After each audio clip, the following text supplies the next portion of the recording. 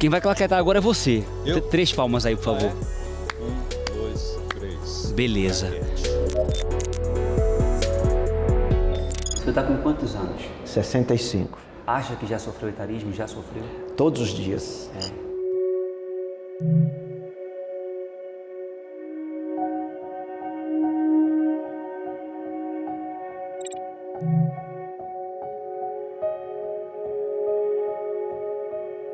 O etarismo é uma doença que a humanidade carrega que está relacionada com o egoísmo e o orgulho. Para o Estado, o idoso é uma despesa.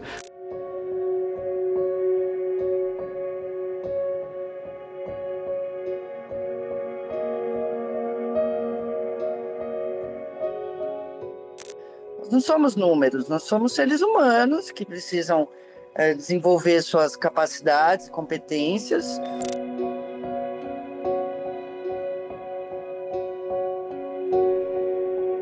O pessoal brinca que é etarista dizer que os 60 são os novos 40, os 60 são os novos 60.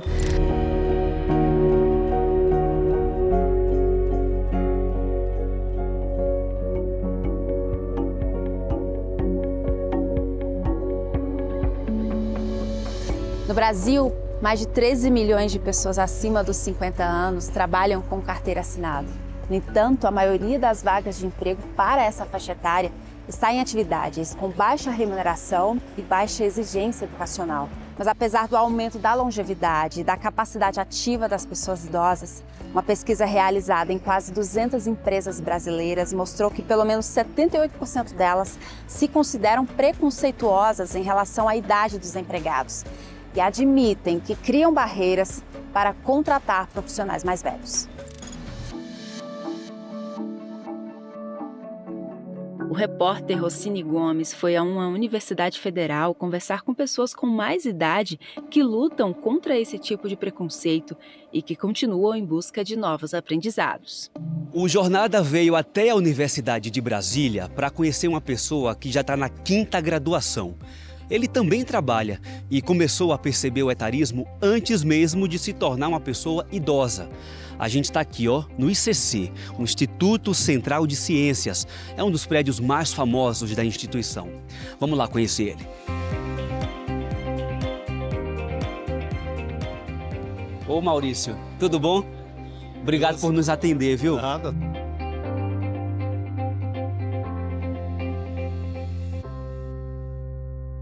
Maurício, já é a tua 5ª graduação. Quais que foram as outras 4?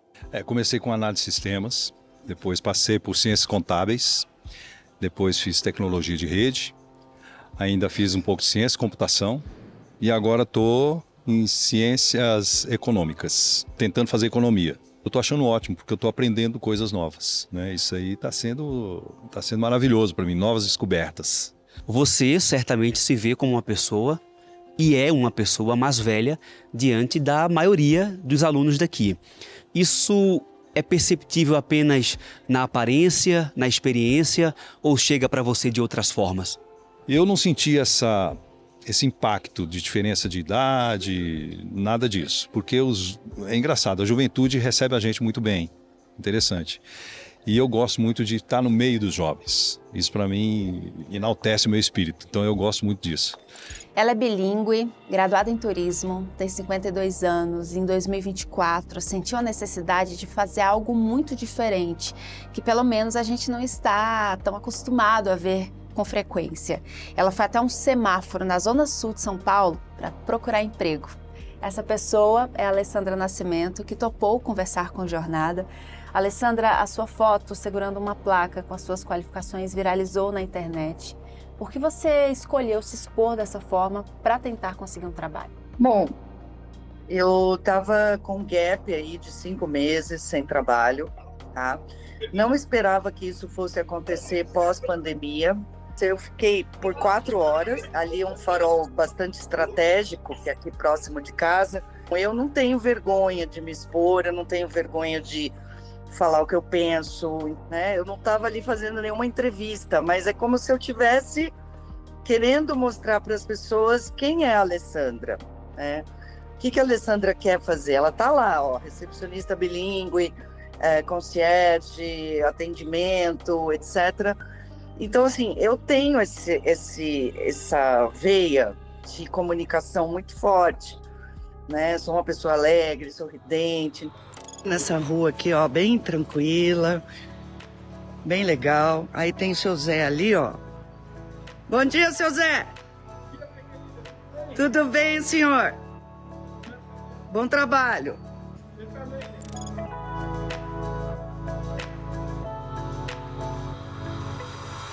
Você tem 66 anos, já é aposentado, continua trabalhando. Com o que você trabalha hoje? Atualmente eu sou gestor de riscos. Então eu trabalho muito em recuperação tributária, trabalho com controle financeiro. E você trabalha de forma autônoma? Isso, de forma autônoma. Eu percebi que eu precisava fazer isso, porque o mercado profissional, o mercado de trabalho começou a ficar um pouco distinto, né, em virtude da idade, aquela coisa do etarismo. E aí chegou um momento que eu comecei a perceber essa dificuldade, que o currículo não era o suficiente. Precisava ter um pouquinho menos de idade. Inclusive alguns jogavam na minha cara, né? A gente precisava de alguém um pouco mais novo e tal. Falei, tá bom, o currículo não tá bom? Falei, não, o seu currículo tá excelente. Mas é política da empresa e aquela coisa, e eu acabava ficando de fora. Então eu falei, opa, agora eu tenho que começar a eu me bancar. Não dá para ficar contando muito com a empresa, porque eu preciso ter o meu desenvolvimento pessoal e profissional sem depender de nada.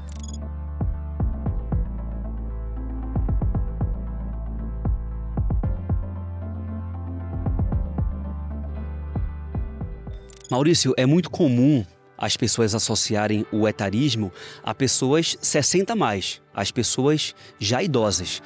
Mas você é prova de que isso acontece muito antes dos 60. Explica pra gente de que forma você de fato começou a perceber os sinais, eram gestos, eram discursos, como que você começou a perceber isso? Eu percebi em algumas entrevistas, inclusive, né, de pessoas que são recrutadores, quando levava o currículo. A partir dos meus 50 e poucos anos, 54, 55, eu comecei a notar isso. É muito difícil. Eu cheguei, teve uma época em que eu distribuí mais ou menos 2.000 currículos e não tive um retorno sequer. E, Alessandra, você recebeu muitas propostas de trabalho, participou de muitos processos seletivos depois daquele dia do semáforo? Na verdade, eu acabei selecionando muita coisa, porque haviam propostas que não tinham muito a ver com a minha questão profissional, colocando isso até para uma pessoa da minha idade hoje, que mora sozinha, que é o meu caso. Eu não tenho filho, mas eu pago aluguel, eu pago um condomínio, eu pago as despesas todas da casa, eu tenho 2 gatas, então as pessoas não entendem que às vezes você vai oferecer um salário de um estagiário, bem assim, levando a fundo, para uma pessoa que não é um estagiário. Você não imagina ficar 5 meses ali, todo dia mandando currículo, fazendo 1000 testes, plataformas, tendo muitos retornos negativos. E você, sabe, em um dia que eu fui no Farol, eu recebi uma montanha de mensagens, uma montanha de carinho, de apoio, e me trouxe, inclusive, esse emprego que eu estou hoje, né? E aqui estou eu, na minha salinha, chegando agora para trabalhar. Hoje eu me tornei uma especialista de contas, né, de atendimento. Da área comercial, eu sou mais velha que o dono da empresa.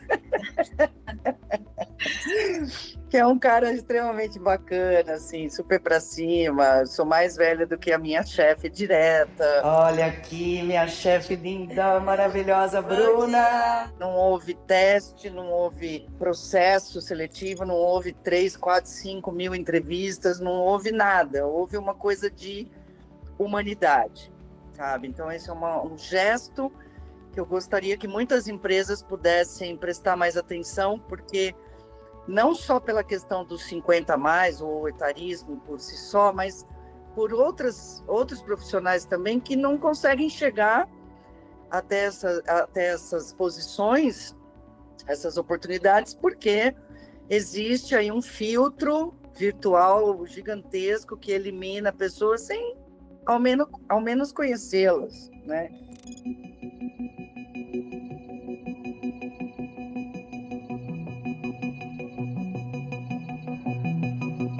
Juliana, como o etarismo se manifesta no mercado de trabalho?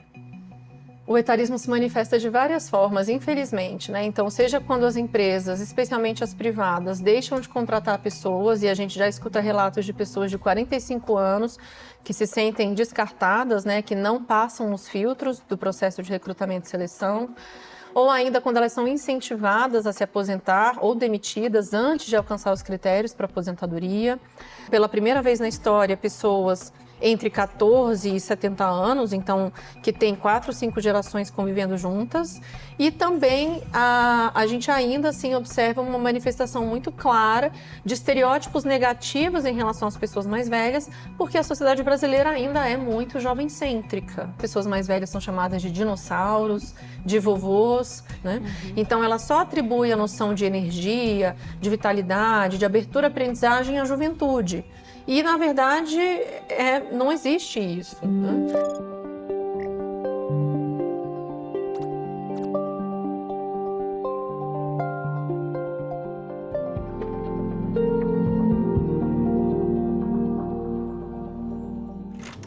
Tudo bem, Benjamin? Agora eu vou fazer a pergunta que revela mais sobre os nossos estagiários, então eu quero que você pense bem para responder essa e não tenha pressa. Onde você se vê daqui 10 anos? Quando eu tiver 80. Claro. Tanto faz. Peraí. Eu não percebi que tinha 70. Essa pergunta não funciona pra você, né? Então vamos riscar essa aqui e continuar. Você manda, Justin. Tudo bem, essa já era. Você tá ótimo a propósito. Muito bem. E você é mais que qualificado pra vaga. Na verdade, é qualificado demais e ficamos muito impressionados. Você fez ótimas entrevistas, ótimo vídeo. Você passou bem, parabéns. Você é estagiário.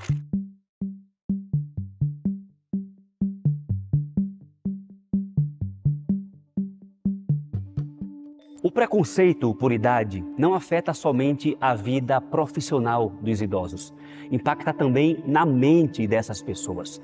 E é por isso que a gente veio conversar com um especialista na área, o professor Gilberto Amaro, do curso de Educador Político Social em Gerontologia. Professor, um dado da OMS, a Organização Mundial de Saúde, aponta que 6.330.000 casos de depressão estão associados ao etarismo. Como é que isso impacta a autoestima e a saúde física e mental dos profissionais mais velhos? Hoje, no mundo do trabalho, as doenças psíquicas estão pautadas prioritariamente na questão de gênero e, evidentemente, na questão de a faixa etária. No ambiente de trabalho se percebe o isolamento, né? O indivíduo tornando-se inútil e ele sendo uma coisa que a empresa não interessa tanto. E o que ocorre? Há uma tristeza profunda, porque o indivíduo percebe que ele não é considerado ainda com toda a sua capacidade cognitiva, com toda a sua pujança física muitas vezes, mas a maneira que ele é tratado ali gera uma certa tristeza íntima. Então o etarismo realmente é algo muito comprometedor e ele é silencioso, né? Porque se dá ao longo da vivência do sujeito, nos espaços que ele está acostumado a existir. Aí, quando a gente entra para a questão de gênero e raça e classe, a coisa complica. O envelhecimento, ele tem um gênero, há uma feminização do envelhecimento, inclusive dentro dos lares. Uma filha de 60 cuidando de uma mãe de 80, 90. Porque lá no mercado de trabalho já não querem mais ela. Há um descarte, né? Há uma separação, um afastamento das mulheres nesse processo do mercado de trabalho. Eu já perdi posições para pessoas mais novas. E eu conhecia a pessoa mais nova. E eu vi que o currículo dela não era, sem desmerecer, não é nada disso, mas ele não era compatível com o meu. Minha esposa também passou por isso, onde o currículo dela estava extremamente superior, mas pessoas de dentro do local já falaram para ela, olha, esquece, porque acima de 38, 40 anos, ninguém entra aqui. Eu tenho quase certeza que muitas empresas preferiram pegar pessoas mais jovens. Eu tive essa impressão algumas vezes, sabe? Eu acho que as empresas elas deveriam não ficar o tempo todo pensando que pessoas são números. Isso é normal a gente ouvir por aí. Nós não somos números, nós somos seres humanos que precisam desenvolver suas capacidades, competências. Eu acho que tem posições para todas as idades e para todos os níveis de conhecimento.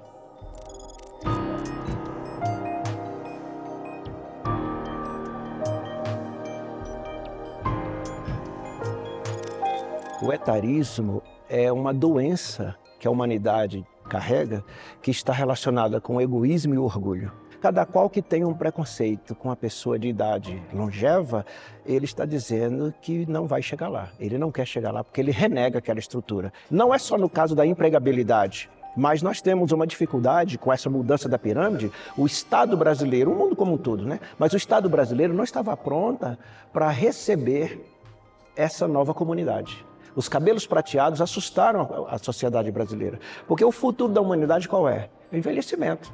Para o Estado, o idoso é uma despesa. Nós vamos analisar a quantidade de empreendedores acima dos 60 que existe por aí. Enorme, a quantidade enorme.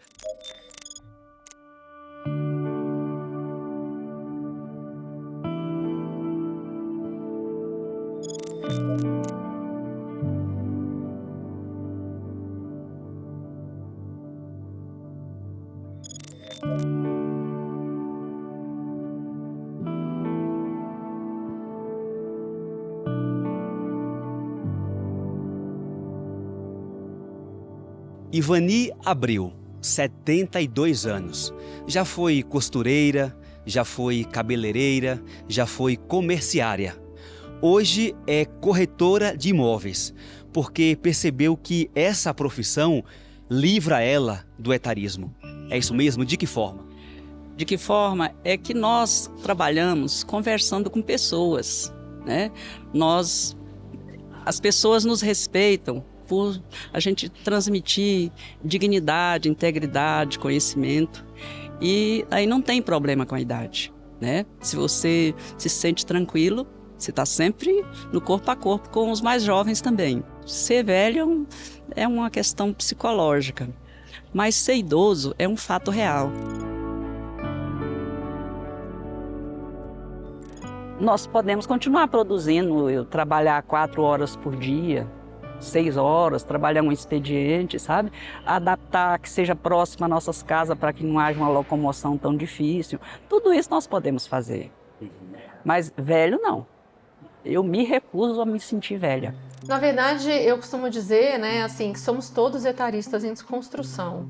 Como o etarismo, assim como o machismo, o racismo, o capacitismo, ele é estrutural, ele vai impactar na nossa forma de enxergar o mundo. A gente só começa, digamos, a trabalhar, né, a ser menos no processo de educação e conscientização. Não existe outro caminho, a não ser, de fato, capacitando especialmente as lideranças, né, porque são eles que vão, digamos, delegar e influenciar especialmente as equipes para que esse trabalho seja co-construído, né? E é isso que falta bastante hoje, tanto no serviço público como na iniciativa privada. É um processo educativo, não se dá no estalar de dedo, até porque é imperceptível. Tem gente assim, de repente a empresa não me quer mais no quadro. Não, o de repente não existe. Aos 35 anos, ele já começou a ser olhado com outra visão. Aos 35. Okay? Quando ele chega aos 45, ele já não é tão útil assim. Então, se aos 35 começa uma variação, por quê? A idade produtiva hoje, os estudos demonstram que é na casa dos 60, porque o indivíduo tem conhecimento acumulado, que é um absurdo. O que ele deve fazer dentro da organização? Ser um educador.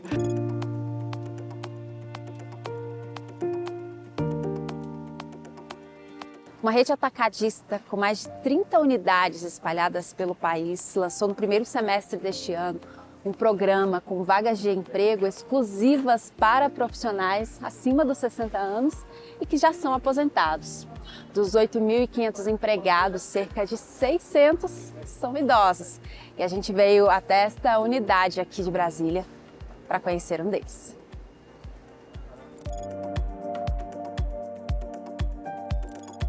Meu nome é Domingos Pereira Santos Filho, tenho 68 anos de idade, sou aposentado e continuo trabalhando.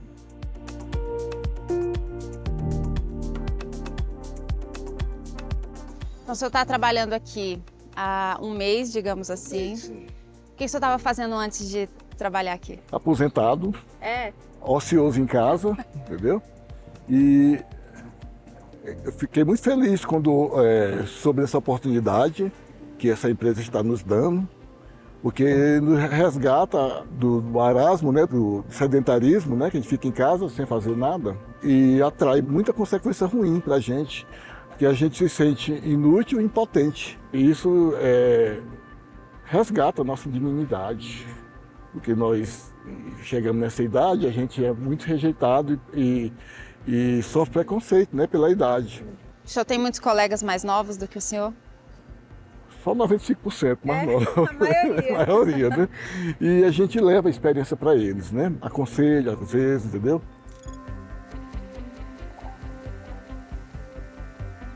O seu Domingos, a idade biológica dele não aparenta a idade que ele tem. E é essa vontade de fazer mais, é essa juventude nas ações, no pensamento, nos propósitos, é que nos atrai. Então, a pessoa que vai entrar nesse programa, ela tem que entrar com a mente aberta e o coração aberto. Vai aprender uma profissão nova, vai se sentir vivo, vai se sentir útil.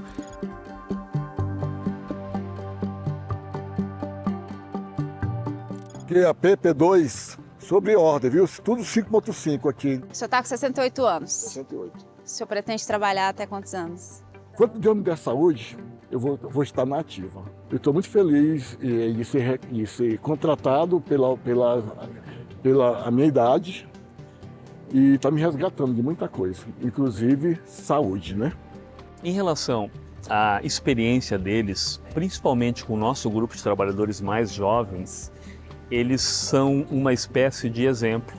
Eles têm um equilíbrio para atendimento ao público que a experiência de vida já trouxe para eles. Então, em muitas lojas, eles são quase treinadores da equipe mais jovem. A questão da responsabilidade.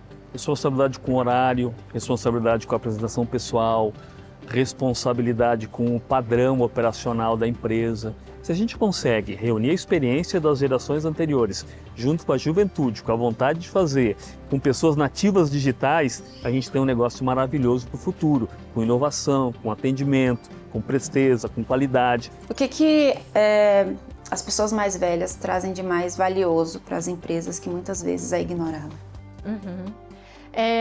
As pessoas com mais experiência, né, com mais idade, também acabam trazendo um clima de colaboração maior, né? A gente observa que elas têm um comprometimento e um engajamento afetivo mais forte do que os mais novos. Os mais novos costumam ter um tipo de comprometimento mais calculativo ou normativo, como a gente diz. Então, é pelo salário, é pelos benefícios, pelo retorno que eu tenho, né? E as pessoas mais velhas muitas vezes estão preocupadas também com a identificação com a tarefa, com o fato de gostarem de estar no ambiente de trabalho, de compartilharem o que elas sabem, né? A questão não é também só olhar o que cada grupo ou cada geração contribui especificamente, porque a gente até pode incorrer no erro de ser etarista, né? Colocando essas pessoas em caixas.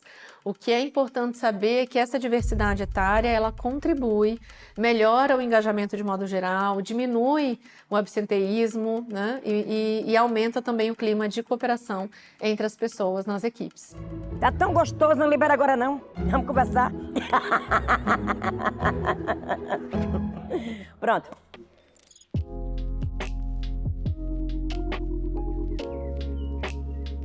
Pessoal, a Ana, ela tem 71 anos, está prestes a completar 72. Ela foi a uma agência do trabalho aqui no Distrito Federal, mas sentiu que houve um preconceito por causa da idade dela. Ana, o que foi que aconteceu lá? Quando eu cheguei na agência do trabalhador, que tinha saído na televisão um curso de Qualifica.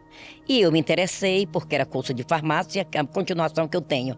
E quando eu cheguei, que eu entreguei a minha identidade, a moça olhou simplesmente para a minha identidade, ficou me olhando e perguntou assim: ai senhora, não dá. Eu digo, não dá por quê? Por causa da sua idade. Eu digo, o que que tem? Porque eu estudo hoje e tudo quanto é lugar, a gente pode fazer alguma coisa. Eu estou apta a trabalhar, eu estou apta a fazer curso e vocês me discriminando, mas é aqui até 65 anos. Eu digo, então eu vou para a justiça procurar os meus direitos.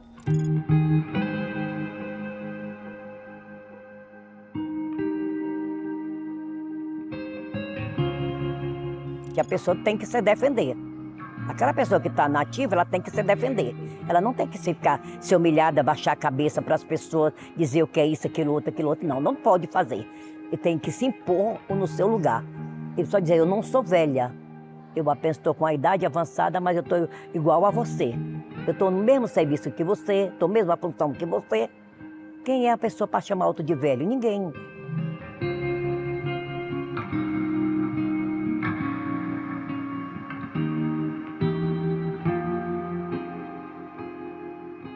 Existem leis específicas para combater a discriminação por idade hoje no Brasil. Na sua opinião, você acha que essas leis são eficazes, são suficientes?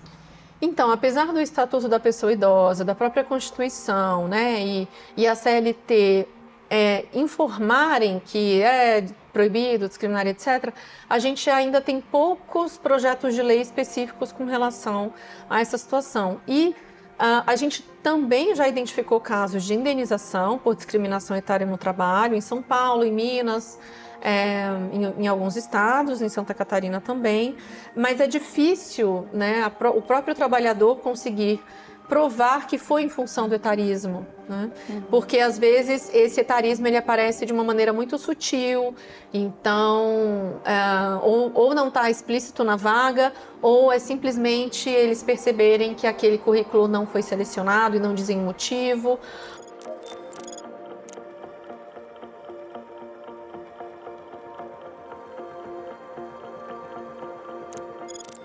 Maurício, experiência. Essa é uma vantagem de ter, por exemplo, uma pessoa acima de 60 anos no quadro de profissionais da empresa. Tem outras? É assim que você enxerga? Tem. Olha, tem vantagem, porque quando você vem com uma bagagem já de experiência, apesar da idade, você ser um pouco mais respeitado, aquela coisa toda, todo mundo tem aquele cuidado, né, para lidar. Mas eu acho assim, o idoso não é frágil, a não ser que tenha algum problema físico, algum problema, alguma doença mais séria, enfim. Eu sempre, quando trabalho junto com outras equipes, né, que eu já liderei muitas equipes e que muitos jovens são muito mais jovens do que eu sempre falo com eles, olha, vocês têm que me ensinar o que eu não sei, porque vocês são de uma geração diferente e eu vou passar tudo que eu sei. A nossa idade é o acúmulo de conhecimento e não o acúmulo de perdas. Então esse profissional, ele precisa ter uma altivez de sempre demonstrar que ele não está no embate confrontando a faixa etária, mas ele está mostrando a capacidade dele de readaptação, mas ao mesmo tempo de educação daqueles que não percebem o que está acontecendo, inclusive com eles.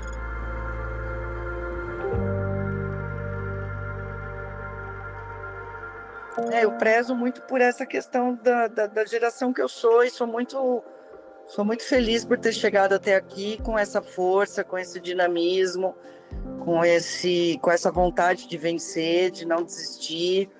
E quais são seus planos para o futuro, Alessandra? Bom, eu pretendo trabalhar o máximo que eu puder. Não sou aquela pessoa que sonha com uma aposentadoria bacana, porque eu sei que não vai ser assim. Mas eu pretendo continuar exercendo esse trabalho enquanto eu tiver essas faculdades mentais ativas e essa alegria no rosto, esse sorriso. Não é porque você chegou aos 50, aos 60, enfim, que você tem que desacelerar, muito pelo contrário. O pessoal brinca que é etarista dizer que os 60 são os novos 40, os 60 são os novos 60. A idade não deve ser levada ao pé da letra. Você renasce quantas vezes for preciso. Acredito que é fundamental a gente começar a refletir, todos nós devemos refletir sobre como a gente lida com o próprio envelhecer. Né? O etarismo existe não porque a gente está vivendo mais tempo, mas porque a gente carrega esses estereótipos negativos em relação ao processo de envelhecimento. Então, se eu entendo o envelhecer como uma dádiva, não é? Porque cada dia mais de fato é um dia menos e eu quero que o último dia tarde a chegar, ou seja, não existe solução melhor do que envelhecer, não é? É a única maneira da gente viver muito envelhecendo.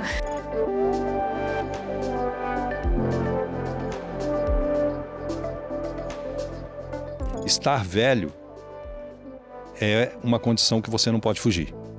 Mas ser velho é uma opção. Eu não sei até quando, mas eu sempre gosto de dizer que eu quero morrer jovem o mais tarde possível.